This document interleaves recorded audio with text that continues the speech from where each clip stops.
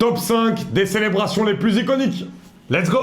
Alors les amis, c'est les célébrations, voilà, c'est subjectif, c'est les célébrations de nous qui nous ont marqués et bien sûr qu'on a pu voir de nos propres yeux. Numéro 5, la fameuse célébration de la jambe de Ronaldo, lorsqu'il marque cette frappe à 30 mètres, un coup de fusil et qui montre la jambe comme ça, exceptionnel. Ouais, je suis plutôt d'accord, surtout quand on aura la suite, vous allez voir.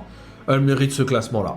En quatrième position, c'est la fameuse célébration de Samuel Eto'o, Ah, les mythiques, notamment à Chelsea, après du coup les déclarations de José Mourinho qui dit voilà, t'es un peu un grand-père, donc il fait la célébration de grand-père à côté du poteau de corner, elle est mythique. Il s'appuie sur le poteau de corner et il marche comme ça. Il marche comme un grand-père, Ah, elle est hilarante, je crois avec son numéro 29, Eto'o à Chelsea, elle est vraiment exceptionnelle. Iconique. Numéro 3, la célébration exceptionnelle à l'Euro de Mario Balotelli face à l'Allemagne quand il marque en plus ce coup de canon, qu'il enlève son t-shirt et qui voilà son maillot et qui fait cette célébration comme ça. Voilà, on sait qu'il en a fait des iconiques, le Why Always Me notamment, mais celle-là pour moi elle était énorme, elle était en plus dans un match à élimination directe à l'Euro. Contre l'Allemagne, le but est exceptionnel, c'est pas comme c'est un but à match amical, là, il y a vraiment tout. Il y avait tout sur ce but, et sur cette célébration, pardon, le but, le moment, du match.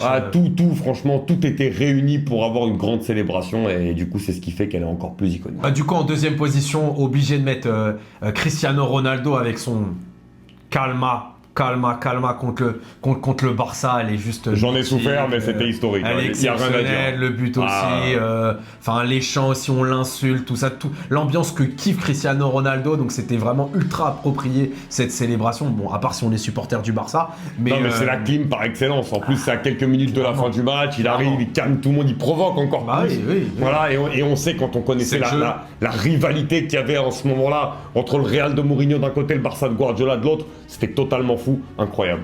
Exceptionnel. Numéro 1, la célébration évidemment de Léo Messi quand il marque à la 93e minute et qui va montrer son maillot. Lui qui en plus n'est pas connu pour être un provocateur ou ce genre de choses.